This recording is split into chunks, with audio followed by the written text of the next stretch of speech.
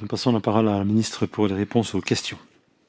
Merci Monsieur le Président. Messieurs les députés, comme vous avez pu le lire dans la presse, le projet d'arrêté visant à allouer une indemnité aux prosumeurs a été adopté en première lecture par le gouvernement la semaine dernière. C'est une étape importante qui concrétise l'engagement de la DPR en faveur d'une indemnisation proportionnelle aux préjudices réellement subis.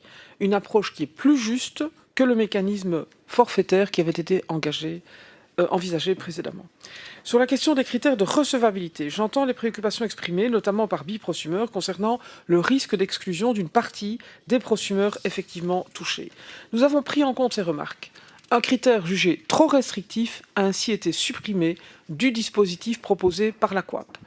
Le principe retenu est désormais simple. Il suffira qu'un seul décrochage soit détecté via le compteur communicant pour que la demande soit recevable. Nous avons voulu éviter que les conditions techniques trop contraignantes ne vident le mécanisme de sa substance. La question du compteur communicant est centrale puisqu'il constitue l'outil d'objectivation des surtensions. Il sera clairement mentionné dans les procédures de demande qu'un compteur communicant est nécessaire pour recevoir une indemnisation. Si un prosumeur concerné n'en dispose pas encore, un compteur lui sera installé dans ce cadre. C'est une garantie importante pour que le mécanisme soit accessible en pratique. Sur la question de la rétroactivité, je comprends l'attente des ménages qui subissent des décrochages depuis plusieurs années. Néanmoins, le gouvernement n'envisage pas d'étendre le mécanisme aux préjudices passés et je souhaite en expliquer la logique. L'indemnisation a un coût. Pour les décrochages futurs, ce coût peut être réduit par le gestionnaire de réseau lui-même. En investissant dans les zones problématiques, il diminue le nombre de décrochages et donc le montant des indemnisations dues.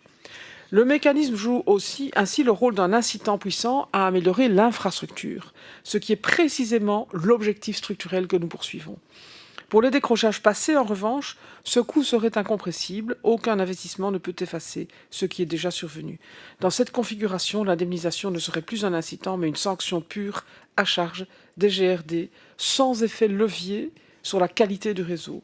C'est cette logique qui nous a conduit à concevoir un mécanisme pour l'avenir, avec des bases solides et objectivables, tout en veillant aussi à préserver cet équilibre entre la juste indemnisation des prosumeurs et la soutenabilité financière du dispositif pour l'ensemble des Wallons et des Wallonnes. Je vous remercie.